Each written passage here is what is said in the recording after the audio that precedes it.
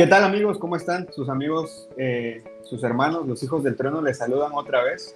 Nos da mucho gusto ver cómo han empezado a interactuar un poquito en las conversaciones, en los comentarios, en el Facebook, en el YouTube.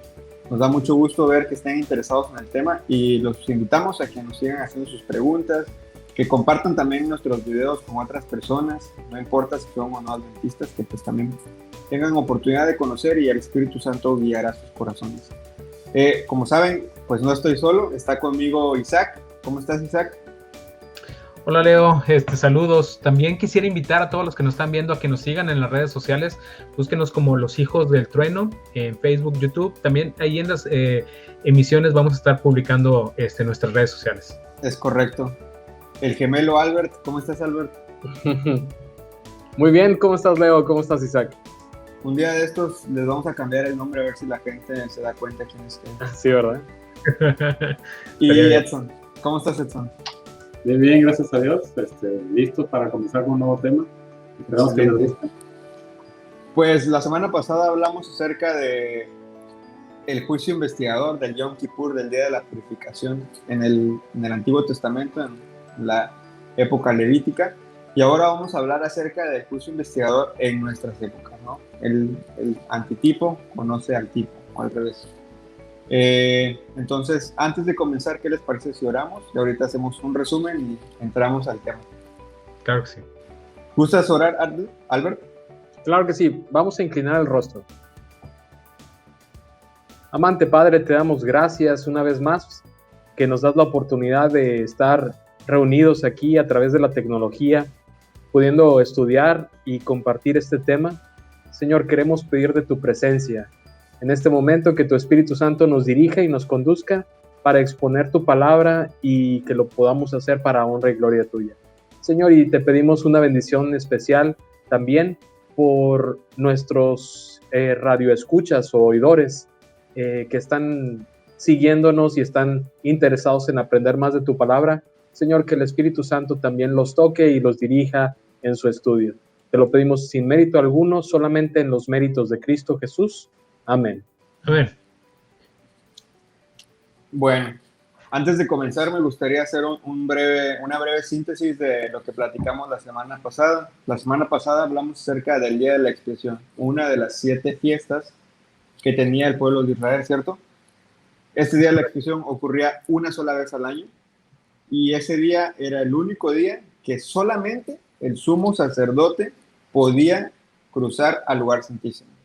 Durante todo el año los sacerdotes, no necesariamente solamente el sumo sacerdote, ministraban en el santuario, pero nunca cruzaban la cortina que separaba el lugar santo del lugar santísimo, sino hasta ese momento. Además, sabemos que había 4 ofrendas, pero 2 eran las especiales, ¿no? 2 machos cabríos sobre los cuales se les echaba suerte. Uno representaba a Safer y otro era con el que se hacía la expiación de los pecados del pueblo. Una vez dicho esto, pues nosotros alguna vez también, en el momento que platicamos acerca del Gran Chasco, les comentamos un poquito acerca de las doctrinas de la Iglesia Adventista, cómo se fueron metiendo, cómo fuimos adoptando estas creencias más bien, ¿no? Y si recuerdan, mencionamos que la creencia del santuario celestial era única dentro del mundo protestante para la Iglesia Adventista. Es decir, somos la única iglesia que cree que hay un santuario celestial en el cual Jesucristo lleva a cabo una obra muy importante para nuestra salvación y redención. Dicho esto, creo que ahora sí vamos a tener que platicar cómo nosotros sostenemos. Nosotros sabemos, evidentemente es muy fácil sostener el Día de la Expiación de la época israelita, ¿no? Está establecido, están las reglas que Jesús dictó, cada indicación al pie de la letra. Incluso tenemos registro en libros posteriores que se celebraba, pero no tenemos un registro más allá de Daniel 8:14, creo yo, ahorita nos van a explicar ustedes, de que haya un juicio investigador, que haya ese día de la purificación celestial. Platícanos un poquito, entonces, Isaac, a ver, ¿qué otras referencias nosotros como adventistas tenemos para poder sostener esta obra? Ok, muy bien, muchas gracias, Leo. Bueno, antes de comenzar, me gustaría nada más también comentar que si alguien está escuchando por primera vez todo esto de machos cabríos y de un macho cabrío Azazel y de todo esto, si lo quiere encontrar en la Biblia, búsquelo en Levítico capítulo 16. Levítico capítulo 16 es el capítulo en donde viene explicado todo lo que ocurría en el día de la expiación o la fiesta del Yom Kippur. Búsquelo ahí y prácticamente todo lo que vimos el tema pasado, en el episodio pasado, está basado en Levítico capítulo 16. Ahora, ¿qué tiene que ver esto con pues un juicio investigador o con lo que estamos hablando el día de hoy? El tema es la purificación del pueblo de Dios, pero entonces, ¿qué tiene que ver? Si bien es cierto, Leo, comentabas que Daniel 8:14 es un texto que nosotros tomamos en donde hay una profecía, la profecía de los 2300 tardes y mañanas, pero dice específicamente ahí en esa profecía en Daniel que el santuario iba a ser purificado. Si bien es cierto, se creía que, o sea, no se sabía exactamente que se refería al santuario que está en el cielo. Vamos a ver qué más nos dice la Biblia acerca de esto. Como lo vimos en el episodio pasado, esta purificación, el Yom Kippur o la purificación del santuario, era también una obra de juicio. De hecho, también esta fiesta se le conoce como el día del juicio final. Ocurría cuando los pecados del sacerdote y de todo el pueblo entraban en contacto con la ley y con el juez. Cuando se metía la sangre del becerro y al lugar santísimo, en donde estaba el arca del pacto, las tablas de la ley, y se manifestaba la Shekinah, la presencia de Dios. Pero bueno, si buscamos en la Biblia, ¿qué es lo que está pasando en el cielo? ¿O qué es lo que podemos encontrar? Vamos a ver que en Daniel capítulo 7, versículos del 9 al 10, dice lo siguiente. Daniel 7, 9 y 10. Dice, estuve mirando hasta que fueron puestos tronos y se sentó un anciano de días, cuyo vestido era blanco como la nieve y el pelo de su cabeza como lana limpia. Su trono llama de fuego y las ruedas del mismo fuego ardiente. Un río de fuego procedía y salía delante de él. Millares de millares le servían y millones de millones asistían delante de él. Termina diciendo, el juez se sentó y los libros fueron abiertos. Primero, vamos a ver un punto. Aquí en Daniel 7, 9 y 10, más bien en la última parte del versículo 10, nos aclara que este es un juicio.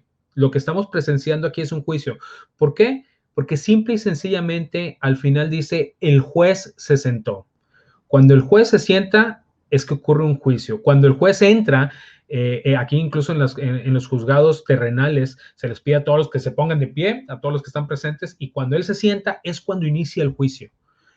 Y aquí especifica, el juez se sentó y los libros fueron abiertos. Yo sé que hay textos que nos dicen que el juez es Cristo, porque el Padre a nadie juzga, sino que todo el juicio se lo ha dado al Hijo, pero esto es en la última etapa del juicio. En esta etapa del juicio, el juez es el Padre.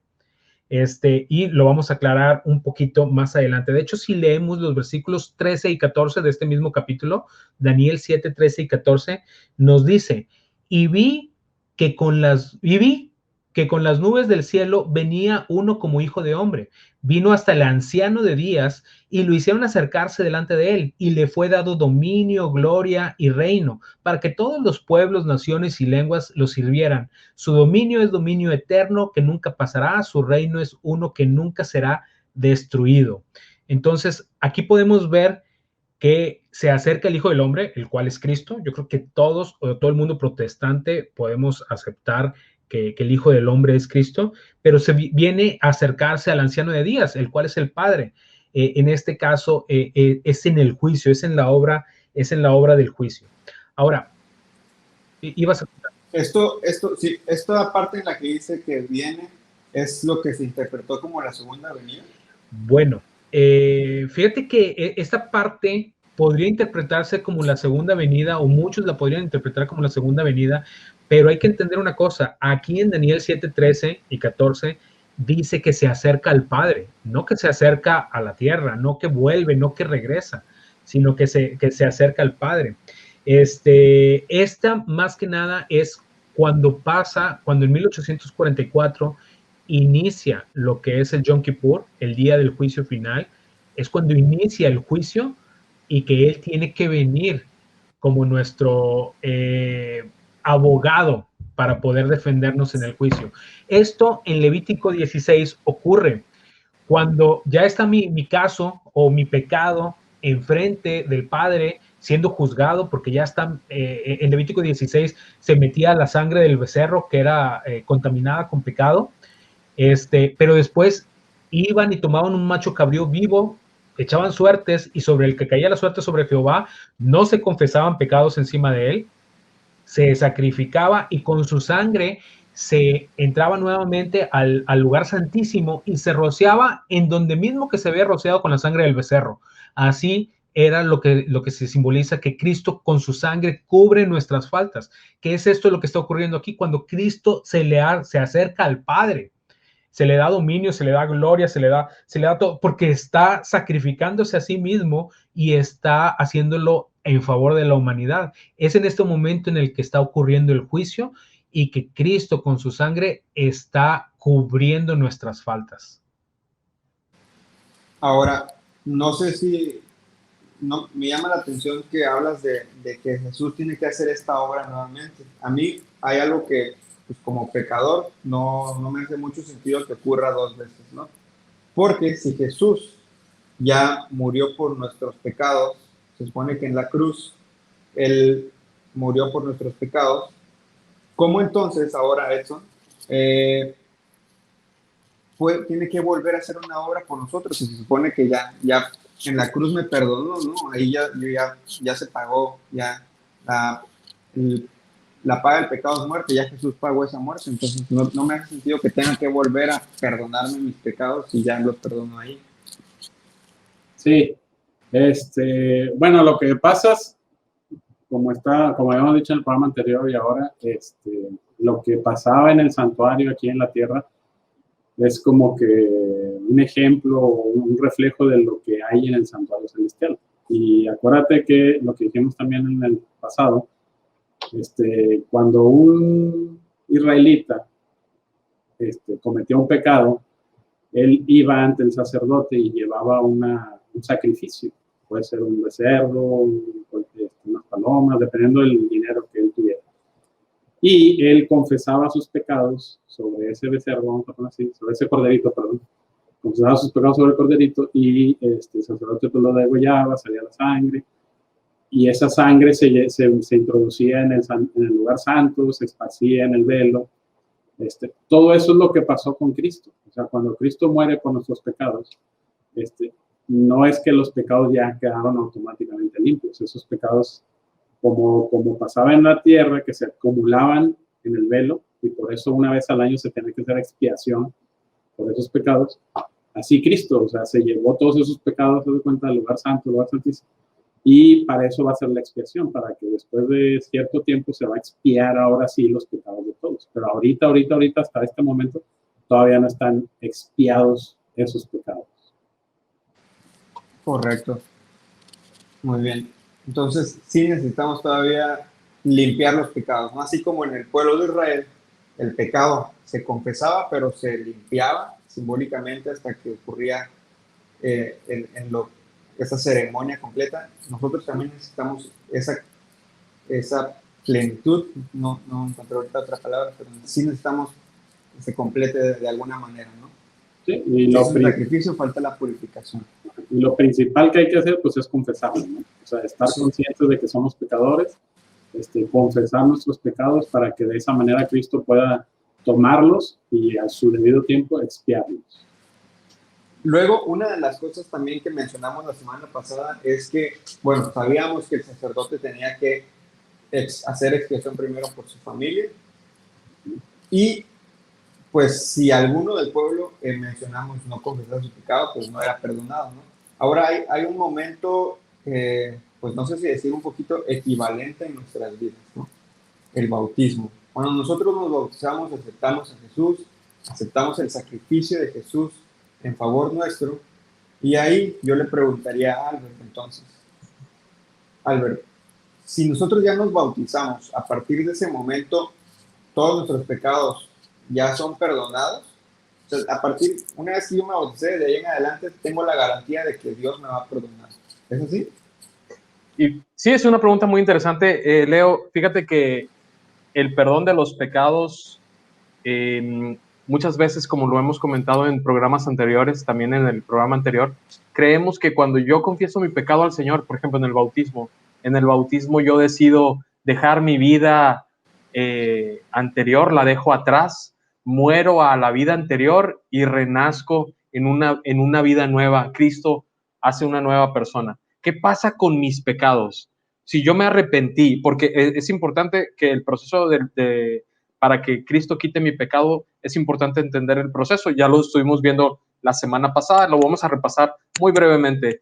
Yo confieso mi pecado, me arrepiento primero, confieso mi pecado, lo cargo en el sacrificio que es Cristo. Cristo lo lleva al santuario. Y aquí hay un punto importante.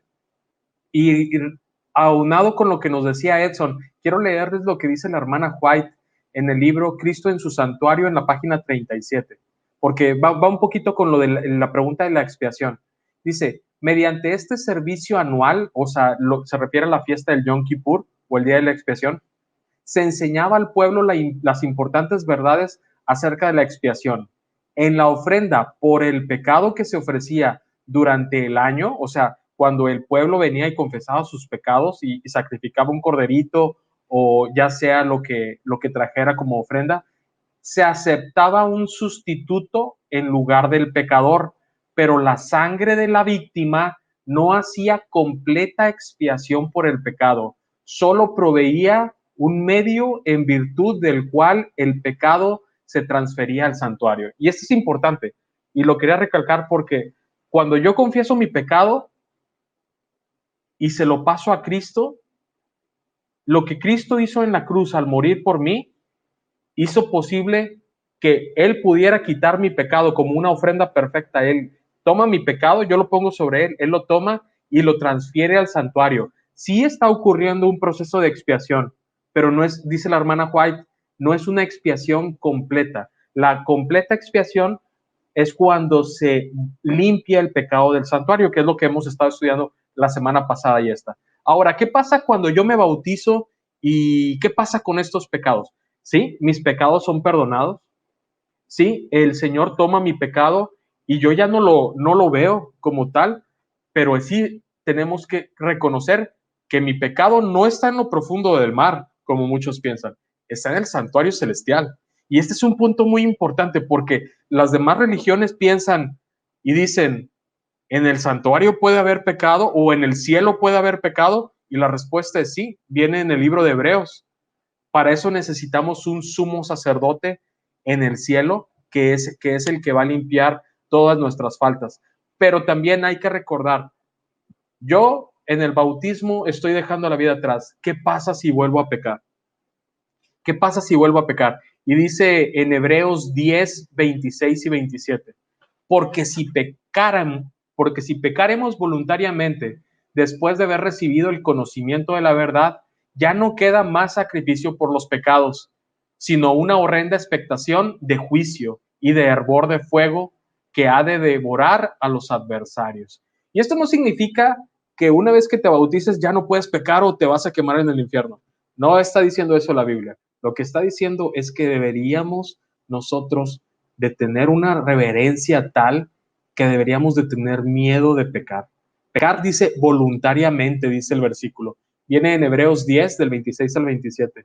Pecar voluntariamente es una ofensa más grave que un pecado que no conocemos. Y otro punto que quiero recalcar aquí, sumamente importante, es que lo que hace el Yom Kippur, que es el evento del juicio que nos estaba explicando Isaac, hace que todos aquellos que hayan aceptado a Cristo Jesús como su Salvador en cualquier punto de su vida, tienen acceso a entrar al proceso de la expiación del pecado en el Yom Kippur. En el Yom Kippur solamente se va a ver el juicio de las personas que alguna vez aceptaron a Cristo Jesús.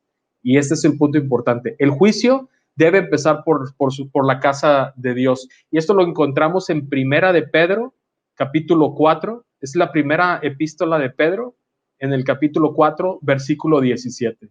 Y dice así: porque es tiempo de que el juicio comience por la casa de Dios. Y si primero comienza por nosotros, ¿cuál será el fin de aquellos que no obedecen al evangelio de Dios? Así que el tema del pecado es un tema muy interesante y estamos estudiando el tema del juicio.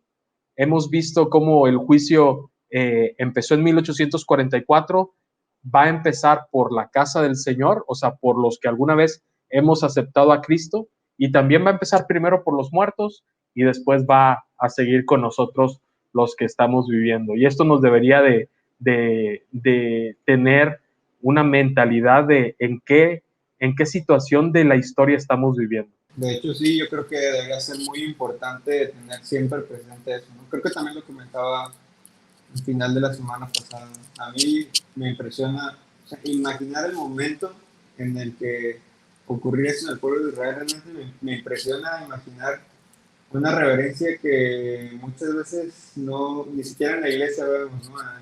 En la iglesia el murmullo, lo que sea. Creo que ese silencio no lo conoceremos hasta que un día estemos solos en el desierto, pero que de otra manera, no sé, lo veo difícil. Imaginarlo me sorprende mucho. Una de las cosas que ahorita mencionabas me hizo pensar otro tema. Bueno, no otro tema, pero el título es La purificación del pueblo de Dios. El día de la expiación solamente era para el pueblo de Israel, ¿no? No se expiaban los pecados de los filisteos, de los egipcios. No había expiación por los pecados de ellos. Pero entonces el juicio que ocurre solamente es para el pueblo de Dios. A los pecadores no se les juzga. No sé qué nos podrías decir aquí, Isaac. A ver, porque a mí me hace un poquito de ruido que siempre hablamos del pueblo de Dios y no se me hace justo. Para ese caso, pues mejor me salgo de conocer la Biblia y me voy por otro lado, a ellos no se les va a juzgar. Sí, digo, y fíjate que cuando lo escuchamos por primera vez, este tema, pareciese algo injusto, ¿no? O sea, incluso pareciese algo ilógico, que va a haber un juicio, pero nada más va a ser los buenos. Porque mira, si uno esperaría que si uno está del lado de Dios, que Dios mueva la varita mágica y que el juicio para mí no ocurra, porque la verdad, uno como hombre, como humano, y más sabiéndose pecador, sabiéndose... Como hace rato que mencionabas, cuando entra el juez y todos se paran, pues algunos aquí le hacen una sonrisita al juez por debajo de la mesa y ahí se arregla todo y ya no hay audiencia, ¿no? Es correcto, pero llegar al juicio, comparecer ante el juicio, o sea, y que te estén juzgando a ti, es algo terrible, ¿no? Pero entonces, o sea, es ilógico pensar, oye, bueno, si yo estoy del lado de Dios, ¿me van a juzgar a mí? Bueno, esa es una, pero la otra, ¿y por qué nada más van a juzgar al pueblo de Dios en este momento? ¿Por qué no juzgan a los demás? O sea, pareciese algo, por una parte irracional o ilógico y por otra parte pareciese ser injusto. Pero bueno, vamos a tratar de explicarlo. En el proceso, durante todo el año en el antiguo Israel, la forma en la que el pueblo podía llevar o confesar sus culpas era llevar un corderito, llevar un animal, llevar un sacrificio. Llevaban ese sacrificio y ellos confesaban sus pecados. Ellos, para poder hacer esto, primero tenían que reconocer que habían pecado. Reconocían que habían pecado, ponían lo que era sus manos sobre el sacrificio, confesaban sus pecados y ahora sí iniciaba todo el proceso que ya les dijimos 1001 vez, todo por el cual el pecado pasaba del pecador al animal, del animal por la sangre hacia el santuario y lo cargaba el sacerdote, etcétera, etcétera. Pero bueno, entonces en este caso, nada más los que confesaban sus pecados podían hacer que a través del sacrificio expiatorio que simbolizaba a Cristo, su pecado pasase de él hacia el animal y después hacia el santuario para que en el día del juicio final, en el día de la expiación o en el día del Yom Kippur, su pecado pudiese ser juzgado. En este caso, si alguien decidía no confesar sus pecados, no llevar un animal para expiación, su pecado no se contemplaba ahí y no era juzgado. Más que nada, para que mi pecado sea juzgado en ese juicio en el cual el Señor Cristo puede cubrir mis faltas, lo primero que tenemos que hacer es confesar nuestros pecados. Si no los confesamos, el Señor no va a actuar como nuestro abogado en este juicio. Y eso más que nada es la razón por la cual el juicio inicia por la casa de Dios, como mencionaba Albert allí en la epístola de Pedro. El juicio inicia en la casa de Dios porque inicia por todos aquellos que han confesado sus pecados. Pero ahora, el otro detalle, ¿por qué si yo estoy del lado de Cristo, yo lo estoy aceptando, por qué me van a juzgar? Simple y sencillamente porque cometí pecado. El Señor, nuestro Dios, no va a eximir, no va a perdonar así porque sí mi pecado, no va a decir, no importa, es mi amigo, y entonces lo que él hizo está correcto por arte de magia. No, va a tener que decir, Isaac pecó, ¿cómo se le declara? Culpable. ¿Por qué? Porque es cierto, pequé y hay un registro de que lo hice, pero es entonces que viene Cristo y dice, no se tome en cuenta su pecado, tómese en cuenta mi vida. ¿Por qué? Porque Él me aceptó como sacrificio. Y es en donde Cristo cubre mis faltas. Entonces, en realidad, sí van a ser juzgados de cierta manera, pero no tienen un abogado, ¿no? En realidad, los malos. De hecho, el juicio de los malos ocurre después del milenio. Hay que ver ahí Apocalipsis 21 y Apocalipsis 22. Yo creo que lo vamos a ver en otro tema. Pero antes del milenio, en este juicio ocurre solamente el juicio de la casa de Dios. Entonces sí es bueno ser juzgado en esta época, digamos. Claro, pues de otra manera, claro, fríos. Claro que es lo mejor. Y mira, el juicio inicia cuando en Daniel capítulo 7 se sienta el juez y los libros son abiertos. Estos libros a los cuales se refiere Daniel 7 son los libros en donde se anotan, sinceramente se anotan todas las acciones que hemos cometido, incluso todas las palabras que hemos dicho, todo lo que hemos hecho, pudiese ser hasta que ahí Dios contemple hasta nuestras intenciones, porque pareciese ser que a lo mejor algunas acciones fueron buenas, pero nuestra intención era egoísta, era mala, y Él puede llegar a juzgar incluso eso. Entonces, los libros como la memoria, libros como el libro de la vida, en donde están anotados todos los que vayan a, pues prácticamente todos los que vayan a heredar la vida eterna, esos son los libros que se abren en el juicio. Voy a hacer una pregunta más al respecto de lo que tú acabas de mencionar. Creo que ahí Edson nos puede ayudar un poquito. Tú mencionaste ahorita de los libros. Sí mencionaste algo muy brevemente, pero me gustaría saber si hay más detalle acerca de estos libros. En Daniel, como tú dices, se menciona.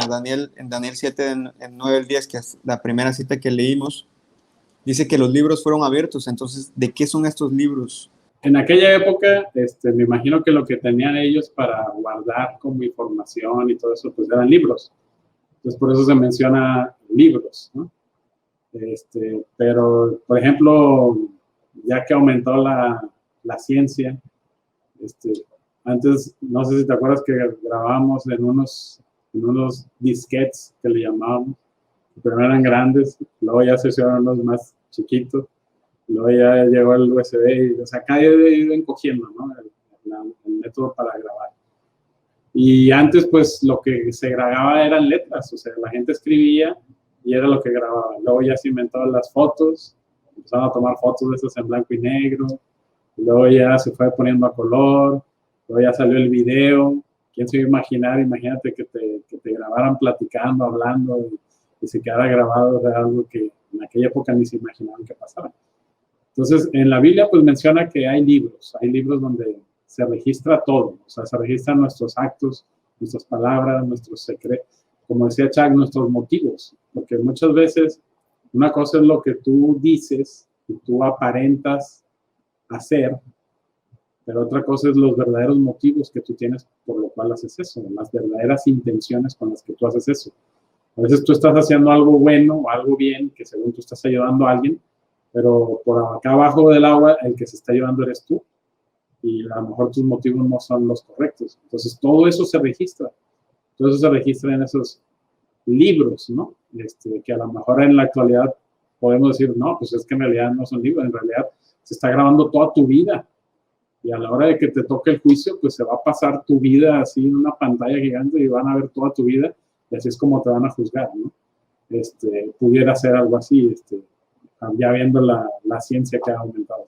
Además que todo eso significa, o sea, que esos libros hacen un registro súper detallado de toda tu vida, desde que naces hasta que llegue el juicio. ¿Cómo sostenemos que eso es real?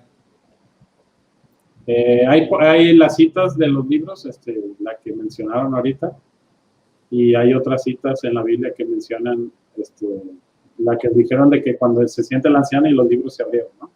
Esa es una. Y hay otras citas en las Biblias que mencionan los libros. No sé si quieres que te diga ahorita las citas o a qué viene tu pregunta.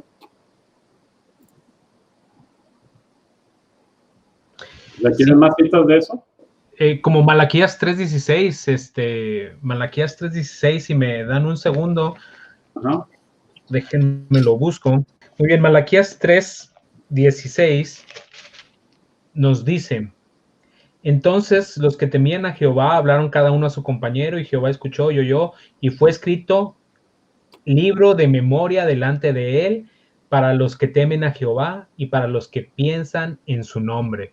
Aquí hay una cita donde nos dice que hay un libro de memoria, un libro en donde se escribe todo lo que hacemos. Y hay otros textos, Éxodo 32, pero los podemos estudiar más a fondo en alguna otra ocasión. Ya. Ahora volvería a hacer una pregunta similar a la de hace rato, porque me parece entonces, bueno, hace rato yo decía, si Dios hace un juicio solamente sobre su pueblo, pues no me hace mucho sentido, porque pues qué chiste que pues los que son los buenos se supone son los que van a ser juzgados. Pero ahora entonces a los que vamos a ser juzgados nos registran todo, es decir, guardan nuestros actos, nuestras palabras, hasta nuestros más secretos motivos. Estaba viendo en el conflicto de los siglos, ¿no? Todo tiene su peso en la decisión de nuestro destino, para dicho o desdicho. Ahí le preguntaría a Albert, que nos comentó hace rato del bautismo también. Por ejemplo, si yo, que soy pues de los que ya aceptó a Jesús, voy a usar una palabra muy, muy de moda, ¿no? Se me hace muy tóxico que me esté guardando todo para acusarme a la hora de la hora en el juicio, ¿no? O sea, qué chiste, mejor que no lleve un registro y estamos a mano, estamos bien, así, ¿no? Sí, fíjate que Isaac estaba comentando un poquito de esto, y el detalle de llevar un libro de registros nos da un poquito más de entendimiento en cómo es el proceso del pecado. Por ejemplo, en la Biblia encontramos que Dios tiene un libro de la vida. Isaac ya nos comentó en Malaquías 3:16 que hay un libro de las memorias en el que se escriben tanto las buenas acciones como las malas acciones. En el libro de la vida también se registran tus pecados, y no es que sean diferentes libros, o sea, el punto es que Dios lleva un registro, y por eso Éxodo 32, cuando Moisés estaba abogando por el pueblo de Israel, les estaba diciendo que perdonaran sus pecados. Dice, que perdones ahora su pecado, dice el versículo 32. Y si no, ráeme ahora de tu libro que has escrito. O sea, ráeme es quítame, no me tomes en cuenta, es bórrame. Y esta es una obra intercesora. De hecho, Moisés es un tipo de Cristo en este momento, porque Cristo, si bien el Padre y Él llevan un registro del pecado de nosotros, también llevan un registro de quien ha aceptado a Cristo. Y fíjate que me llama mucho la atención de lo que dice la hermana White al respecto. Dice, Jesús no disculpa sus pecados, o sea, no disculpa mi pecado. Él, como decía Isaac, no, Jesús, a pesar de ser mi amigo, no está disculpando el pecado. El hecho de que yo pequé, y cuando el acusador me acuse el día del juicio y diga, Albert pecó, Jesús va a decir, sí, cierto. Y Jesús no me disculpa. pero muestra mi arrepentimiento. Él muestra cuando yo me arrepentí, cuando tuve fe y reclamé el perdón por la sangre de Cristo.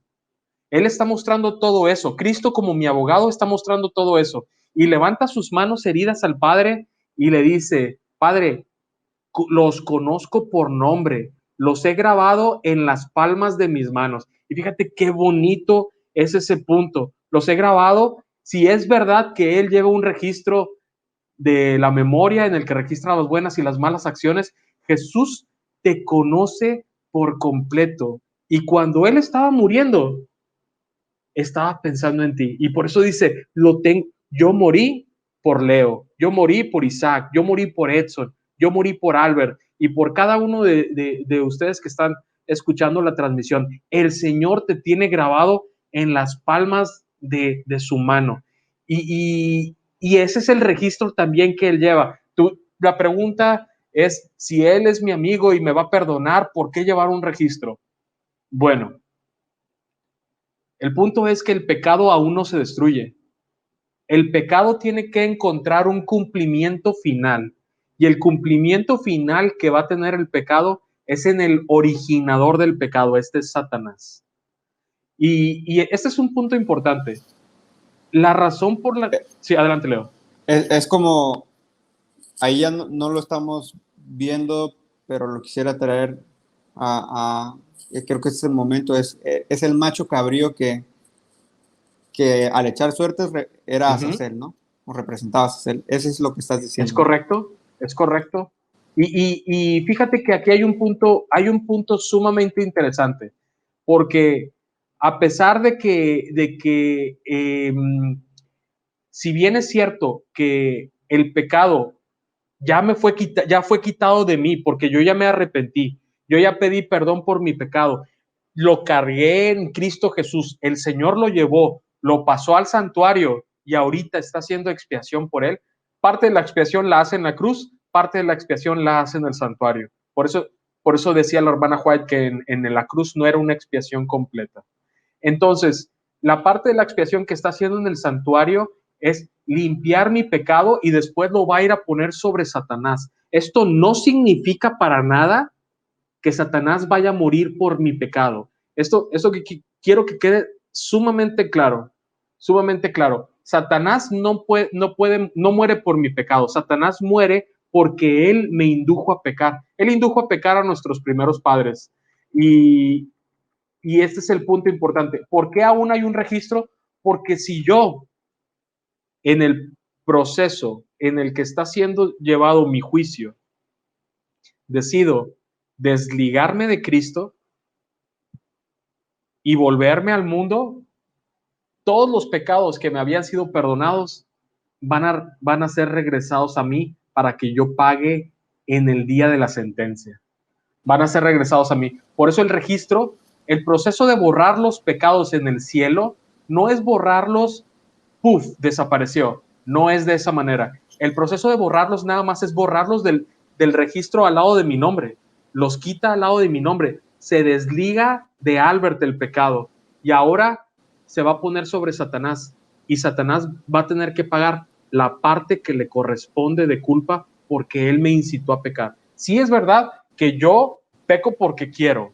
Es correcto. O sea, pero también la parte, a veces tenemos una voz que nos dice, ándale, hazlo. Y esa parte que te incita a pecar, incluso un ser humano que incita a otro a pecar, va a pagar por los pecados que cometió su compañero.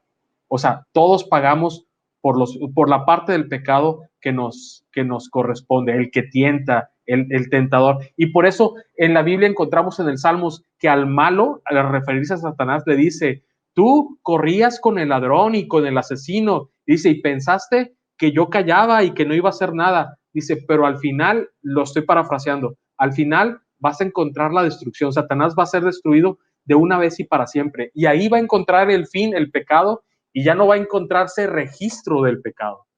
Es ahí cuando va a desaparecer el registro. Pero por eso ahorita todavía tiene que haber un registro. Pero si bien es que hay un registro de las malas acciones, también hay un registro de los que aceptamos a Cristo y Cristo Jesús nos lleva en las palmas de su mano. Solo me estaba acordando de lo que mencionaste hace rato, ¿no? En realidad del registro, incluso también sería lo que mencionaste en Hebreos, ¿no? Si pecamos voluntariamente después de haber recibido el conocimiento. Es correcto. Creo que ya hemos abarcado una buena parte. Voy a hacer un breve resumen de lo que hemos platicado para no alejarnos de lo que aprendimos la semana pasada, ¿no? La semana pasada nosotros hablamos de ese juicio, de ese Yom Kippur, del día de la purificación. Ese día de la purificación comenzó para nosotros en 1844, cuando Cristo comenzó su ministerio sumo sacerdotal. El santuario terrenal tenía un atrio, un lugar santo y un lugar santísimo que representaban diversas etapas del ministerio de Cristo. Ahora mismo nosotros estamos desde 1844 en la etapa sumo sacerdotal, en la que si nosotros confesamos nuestros pecados, esos pecados son completamente limpiados, ¿no? El sacrificio que Jesús hizo en la cruz no los limpió por completo, nos dio la oportunidad de recibir su justicia, ese carácter perfecto sin mancha que Él tuvo, para que nosotros al aceptarlo, nosotros también podamos ser tomados como justos, ¿no? Es parte de lo que Pablo enseña. Y ahora, todo esto, nuestras acciones, pensamientos, son juzgadas a través de los registros que se tienen en el cielo, ¿no? Nuestras acciones, palabras, pensamientos, todo esto, voluntario e involuntario, son traídos delante del Padre para que Jesús presente su sacrificio en favor de quienes le aceptaron y de quienes no, pues que les vaya bien. Pues Correcto. no diría que Dios los bendiga porque pues no los va a bendecir cuando les dé su retribución, ¿no? Vamos a ir cerrando, yo creo, y ya sería momento entonces de hablar de la importancia. Hemos hablado ya de todas las figuras, pero hay una muy importante que no hemos mencionado, y es el pueblo de Israel, que ahora somos nosotros, ¿no? El sacerdote, el sacrificio, pues está muy padre, pero hay una parte muy importante en la que también nos deberíamos de centrar, que es el comportamiento del pueblo.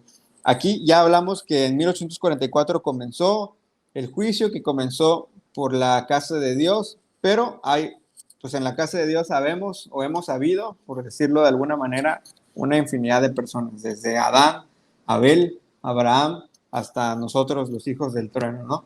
Entonces ahora, ¿cómo podemos estar seguros que pues yo ya fui juzgado y ya puedo estar tranquilo, puedo vivir en paz, sabiendo que Dios ya decidió que sí tengo derecho a la vida eterna o que no lo merezco?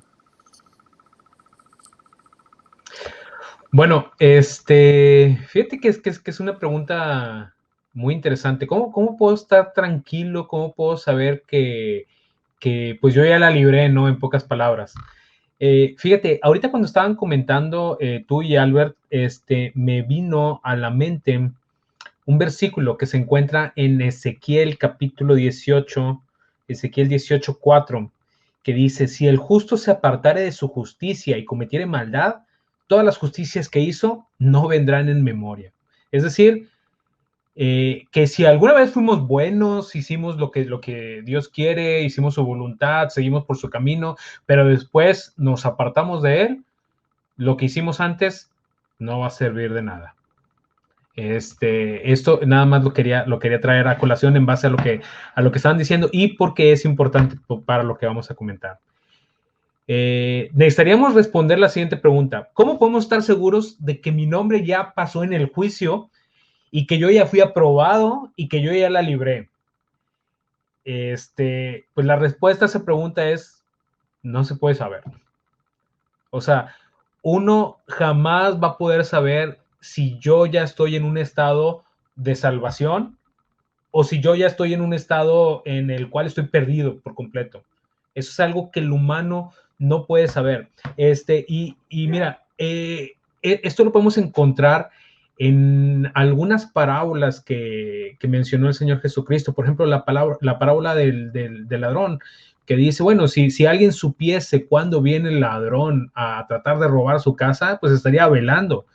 Pero él va a venir como ladrón en la noche, no sabemos cuándo, o sea, nosotros, para nosotros es el momento y que cae también en el juicio, o sea, no sabemos cuándo va a pasar nuestro nombre. ¿Qué es lo que debería de imperar en nosotros?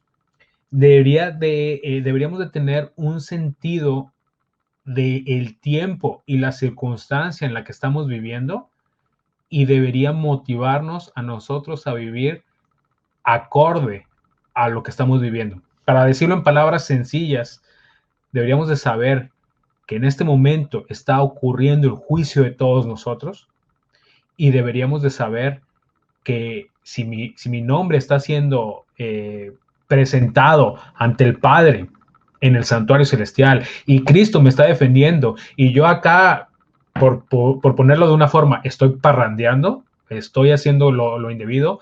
Imagínense cómo estoy haciendo quedar a Cristo, que está diciendo: no lo vean a Él, no contemplen sus faltas, contemplen mi vida justa. Pero si Cristo me está defendiendo y yo estoy pues tirándome en la hamaca, por así decirlo, pues a final de cuentas creo que Cristo va a terminar de defenderme, voy a cometer tarde o temprano un pecado del cual no me voy a arrepentir, y lo bueno que hice anteriormente no va a ser recordado para nada. Una de las cosas que mencionaste es que pues deberíamos ser conscientes del tiempo en el que estamos viviendo. Y yo creo que esa es la importancia de estos temas. Ahora, yo invitaría a todos a que platiquemos este último punto brevemente, que creo que sería ya la conclusión del tema, ¿no? En realidad, si recordamos lo que les comentaba hace un momento, si recordamos en el tiempo del pueblo de Israel, este era un día de suma reverencia alrededor del santuario, ¿no? Desde el día de las trompetas ellos comenzaron a prepararse espiritualmente, incluso físicamente, sus vestiduras también las preparaban, la limpieza del campamento de alguna manera. Entonces, creo que eso es lo más importante de esto, ¿no? Ahora yo les invitaría a reflexionar en esto, no solo a ustedes, sino a los que nos escuchan, ¿no? Y preguntar, nosotros hoy tendríamos que vivir, no sé, me imagino como el pueblo de Israel, así todos en firmes ese día, ahí, sin hablar, sin murmurar. ¿Así deberíamos de vivir?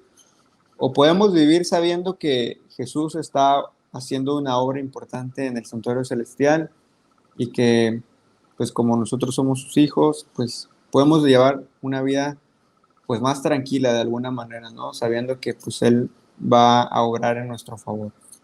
¿Qué dirían ustedes a manera de conclusión a esa pregunta? ¿Alguien quiere responder antes? Bueno, yo te podría decir, es que puede haber dos extremos, ¿no? Está el extremo conservador y está el extremo de liberal, ¿no? Liberal. Hay gente que dice que por fe se salva. O sea, no, yo ya acepté que soy como Salvador, yo tengo fe en que Él me perdona todos mis pecados y ya soy salvo. Y ya voy a hacer todo lo que quiera, ¿no? Ese es el extremo liberal. Y está el otro extremo que dice, no, es que hay que hacer obras, hay que portarse bien, hay que estar... Ese es el extremo así como que... Legalista. Legalista, sí, no es conservador, es legalista. Y esos son los extremos que hay que evitar. O sea, hay que tener un equilibrio, ¿no? Escuchando así sermones, he escuchado que hay que tener, o sea, la fe va acompañada de las obras, ¿no?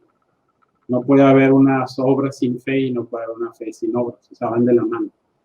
Entonces, eso es lo que deberíamos estar haciendo ahorita. O sea, si tú crees en Dios, si crees en Jesús como tu Salvador, la sangre de Cristo te salva, tienes esa fe, y esa fe va a producir obras, y esas obras son las que van a reflejar si tienes esa fe en Cristo o no.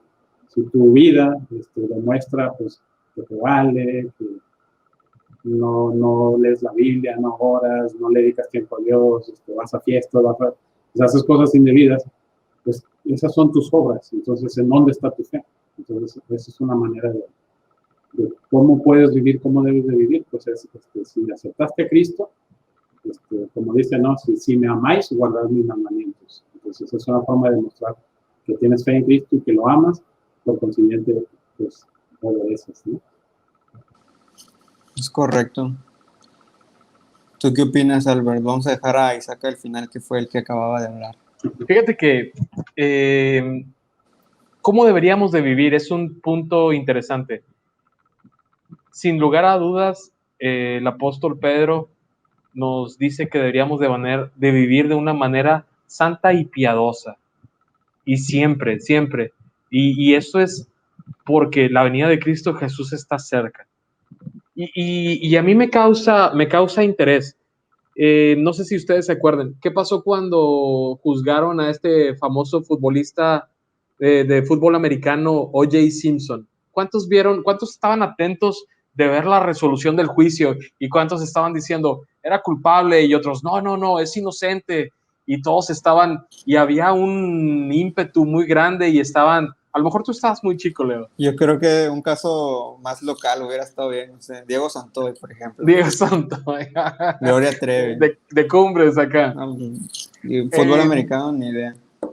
Ok, te hubiera dicho algo de la Fórmula 1, yo creo. Pero vamos a dejarlo así. Por ejemplo, en el caso del juicio de Trump, no sé a cuántos les gusta la política, cuántos estuvieron viendo los lives del impeachment. Yo me los aventé porque me interesan estos temas. Y mostramos un interés sumo en lo que están pasando en juicios de personas famosas, pero al parecer no mostramos un interés en que mi nombre está pasando en el juicio ante el Padre Celestial el día de hoy. Está pasando el día de hoy. ¿Y cuál es mi interés? Yo creo que de la mayoría de nosotros es nulo. No existe, no hay interés. Y mientras el pueblo de Israel... Tal vez ni sabe qué está pasando el nombre, Albert. No, yo tengo la forma de pensar que el nombre de todos los vivos pasan simultáneos hasta el cierre del tiempo de gracia. Y esta es mi forma particular de pensar. Pero en este sentido, yo tengo que estar viviendo de una forma con un corazón contrito, con una expectativa de qué está pasando y qué está haciendo Cristo Jesús en mi favor en este momento, como lo hacían los israelitas que se paraban a la puerta del santuario esperando a que el sumo sacerdote terminara de hacer la obra de propiciación, de expiación por los pecados del pueblo, y hasta que le ponía los pecados al macho cabrío que representaba a Azazel, entonces, dice la hermana White, el pueblo podía sentirse libre de ese pecado. Y esto va a pasar hasta que Cristo venga en su segunda venida y le ponga todos los pecados a Satanás y lo ate por 1000 años. Pero mientras, yo debería estar en esa expectativa, con un corazón contrito. Señor, ¿qué puedo hacer para engrandecer tu obra? Y lo estábamos viendo en el trimestre de cómo hacer amigos de Jesús. Estábamos viendo todas estas ideas de cómo utilizar los dones y los talentos para engrandecer o avanzar la obra del Señor. Entonces, yo tengo que estar pensando en eso con un corazón contrito y no estar tal vez tan preocupado con Diego Santoy, la Fórmula 1, la Champions, que consumen tanto mi mente, mi tiempo, y no estoy preocupado por las cosas celestiales que están pasando a mi alrededor. En efecto, es algo que nos distrae mucho, ¿no? El mundo actual de diversas maneras, creo. ¿Tú qué piensas? Miren, yo creo que ya hablamos mucho. Voy a leer una cita que se encuentra en el Conflicto de los Siglos en la página 479. Ese es parte del primer párrafo. Dice, el pueblo de Dios debería comprender claramente el asunto del santuario y del juicio investigador. Todos necesitan conocer por sí mismos el ministerio y la obra de su gran sumo sacerdote. De otro modo, les será imposible ejercitar la fe tan esencial en nuestros tiempos o desempeñar el puesto al que Dios los llama. Cada cual tiene un alma que salvar o que perder. Todos tienen una causa pendiente ante el tribunal de Dios. Y digo, para mí esto es impactante y es algo que les estaba comentando ahorita. O sea, a lo mejor es cierto, o sea, nosotros estamos viviendo una vida despreocupada, como dice Albert, pero el detalle es que a lo mejor ni siquiera sabemos que existe un juicio.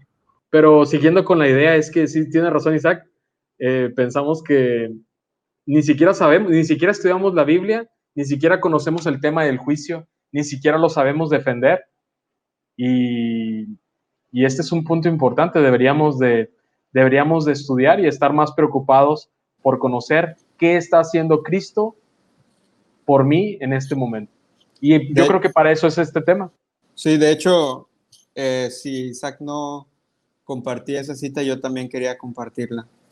Y él no la terminó de compartir, de hecho el párrafo continúa, y me gustaría terminarlo nada más. No sé si él pensaba hacerlo, pero a mí sí me gustaría, porque no solamente se trata de nosotros, ¿no? De la reverencia que yo tenga que poner, de la importancia del conocimiento de todo esto, sino también dice lo siguiente: todos los que han recibido la luz sobre estos asuntos deben dar testimonio de las grandes verdades que Dios les ha confiado. Es decir, nosotros tenemos la tarea de compartir también eso. No solamente se trata de que yo me mantenga firme, sino también de que ayude a otros a conocerlo, ¿no?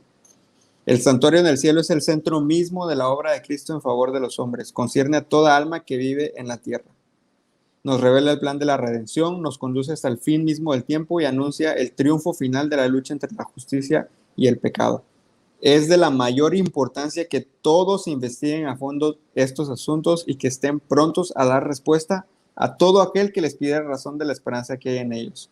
Hace rato que mencionaste acerca de la importancia, creo que muchas veces nos centramos, no solamente como iglesias adventistas, sino como cristianos, voy a decir, como incluso no protestantes, en el sacrificio de Jesús, ¿no? La importancia del sacrificio de Jesús, valorarlo, y esa valoración, esa importancia que le demos a nuestras vidas se extiende hasta este punto. O sea, no podemos decir que consideramos eso sin considerar el juicio, ni el juicio sin el sacrificio de Jesús. Creo que van de la mano. Pues bueno, creo que hasta ahí llegamos hoy después de las dificultades técnicas con Isaac. Nos extendimos unos minutitos más, pero creo que alcanzamos a abarcar todo lo que vimos la semana pasada que ocurría en el Antiguo Testamento, ahora traducido a la realidad, ¿no? Esas figuras traducidas a lo que realmente representaban. Pues por hoy muchas gracias. Una disculpa por ese pequeño brinco que dimos. No nos había pasado antes, pero pues, pueden pasar estas cosas. Así es. Saben que pueden compartir el video, pueden dejar sus preguntas y en algún punto tal vez interactuemos en vivo para poder contestarlas. Y pues nada, muchas gracias por habernos acompañado y compartan estos temas, ¿no? Recuerden que también es parte de nuestra responsabilidad. Ya regresó Isaac. Isaac, ¿todo bien? Sí, me metí por el celular, no sé qué pasó con mi computadora, se apagó.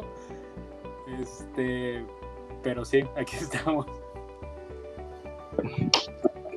No, pues qué bueno que no pasó nada grave, pensamos otra cosa. Bueno, nos vemos. Vamos a estudiar el próximo capítulo vamos a estudiar el mensaje del primer ángel. Así que estén atentos, vamos a empezar a estudiar mensaje del primer ángel, del segundo, del tercero, pero por ahí vamos a ir intercalando otros temas muy interesantes de los tiempos del fin. Correcto. Hasta luego. Muchas gracias por habernos acompañado. Nos vemos. Bye. Bye.